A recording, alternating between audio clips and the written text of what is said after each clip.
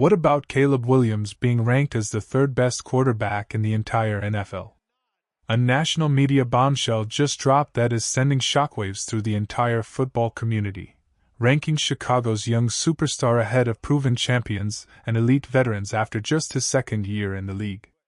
It is an absolutely wild claim that has the entire football world talking, and it raises one massive question: is this the ultimate sign of respect for a generational talent, or is it a completely unhinged overreaction?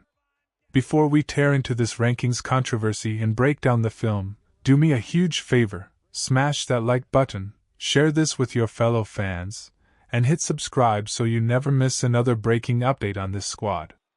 The criteria for this controversial top 10 list was based strictly on production, durability, and career momentum. When experts build these lists, they can base them on a million different things. Do you want a guy for one critical game, for just this season, or for the next 5 years? What kind of categories actually matter? In this specific evaluation, those were the 3 pillars chosen to rank the league's best. The final rankings placed Josh Allen at number 1 and Patrick Mahomes at number 2, but right behind them at number 3 was Caleb Williams, sitting comfortably ahead of established names like Justin Herbert, Joe Burrow, and Lamar Jackson. Rounding out the rest of the top 10 were Matt Stafford at 5, Joe Burrow and Lamar Jackson tied at 6 and 7, Drake May at 8, Jared Goff at 9, and Sam Darnold sneaking in at number 10. The justification for putting Chicago's signal caller third overall comes down to an almost superhuman level of durability and raw arm talent. Think about it.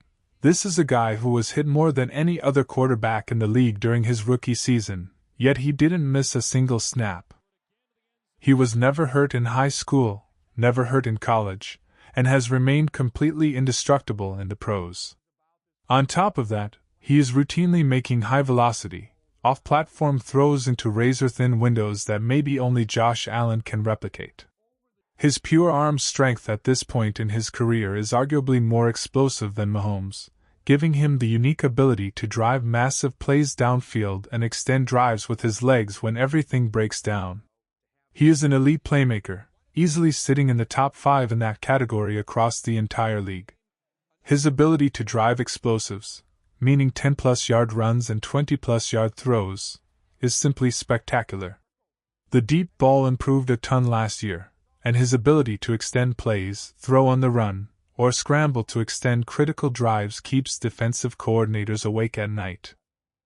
But even for the most passionate fans who have been driving the hype train since day one, putting him at number 3 overall feels just a little bit too rich. Is Caleb Williams truly a top 10 quarterback in the NFL right now, or is putting him at number 3 an absolute insult to guys like Lamar Jackson and Joe Burrow? Drop a Y for yes or an N for no in the comments below, and let me know your exact thoughts on this ranking. Look, nobody loves the kid's potential more than the diehard fanbase. If you look back at the history, the belief in him started all the way back in college. Seeing his first career collegiate start back at Oklahoma was enough to blow anyone away. The talent was instantly undeniable. Following his career closely from that exact moment made it obvious that Chicago needed to draft him. The movement to move on from previous options and build around this generational talent was the right call, and nobody has been a bigger supporter of that direction. But even the biggest supporters have to admit that putting him third in the entire NFL is a massive stretch.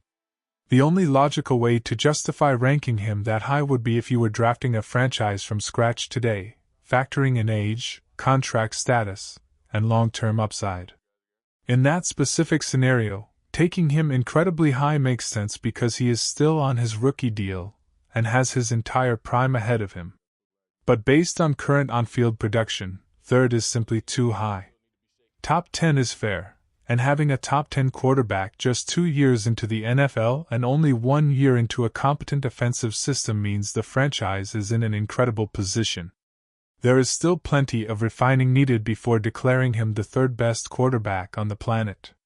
His completion percentage is hovering around 58%, which is an archaic stat in some ways, but you still don't want to be sitting at the bottom of the league in accuracy. That number desperately needs to climb into the low 60s over the next few seasons, settling into the mid-60s once he reaches years 4, 5, and 6.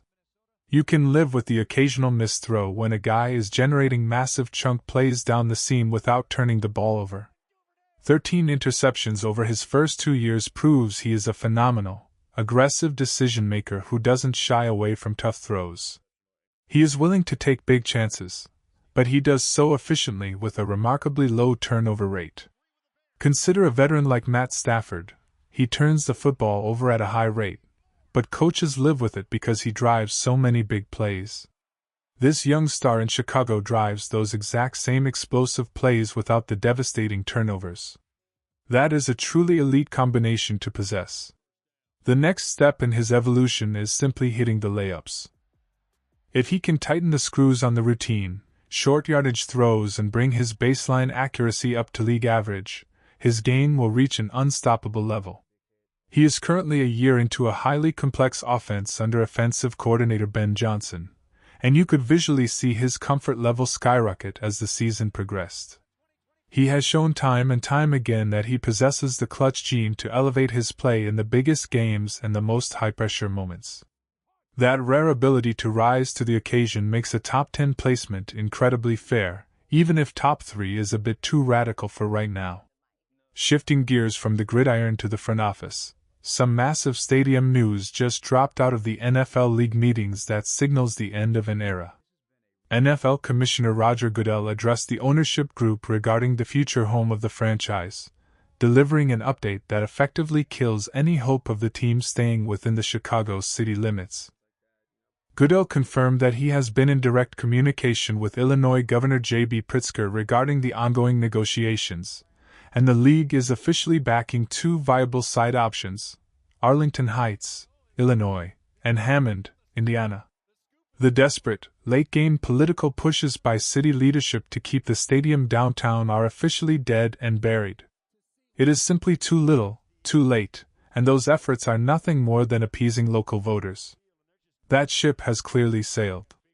The state legislature has a strict deadline of May 31st to pass legislation aimed at keeping the franchise inside state lines, meaning we are less than 2 weeks away from total clarity.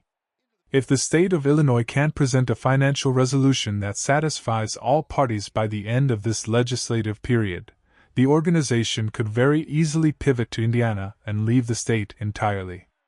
Could the franchise wait out another legislative period? Certainly.